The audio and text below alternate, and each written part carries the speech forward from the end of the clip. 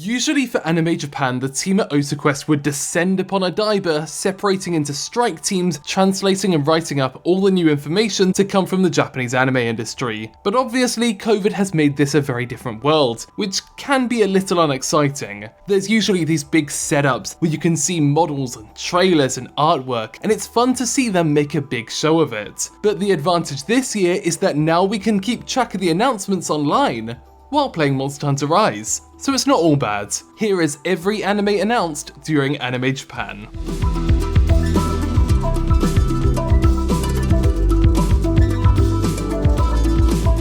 I should start with a caveat. Not all of these announcements are directly tied to the AnimeJapan event, but either were announced a couple days ahead or outside of the streams. Like how Nintendo does a Nintendo Direct in June, but it's not technically an E3 event. Anyways, let's start with all of the announcements from Shonen Jump. There was a lot of these. 3 different films: Black Clover, Jujutsu Kaisen, and My Hero Academia. Black Clover's film follows up from the TV show that just ended. There's no details on what the film will cover, with details at a later date. On the other hand, Jujutsu Kaisen's film will specifically adapt Tokyo Metropolitan Curse Technical School, a short series which would retroactively become the prequel to the main series. MAPPA is returning to make it in winter. My Hero Academia is also returning with its 3rd original film, World Heroes Mission, in August, where apparently Deku's wanted for mass murder. And in terms of TV shows, both Dr. Stone and World Trigger are returning for a 3rd season. World Trigger previously had a 5-year gap in between seasons 1 and 2, so it seems that's going to be a lot shorter this time.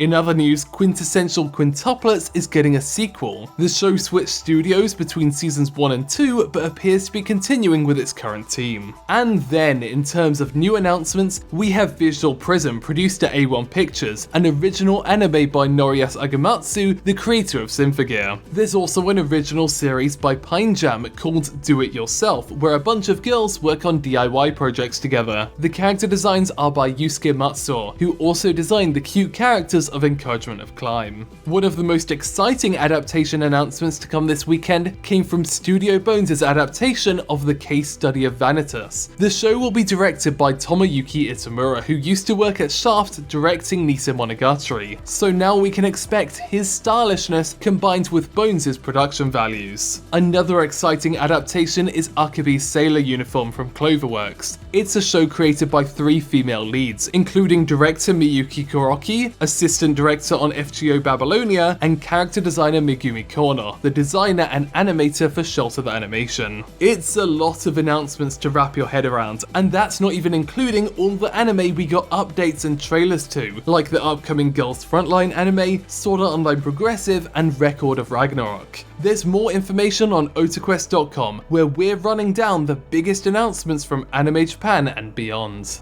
Thanks for watching OTAQUEST in Japan. Feel free to subscribe to find out more about the art and creation of Japanese pop culture.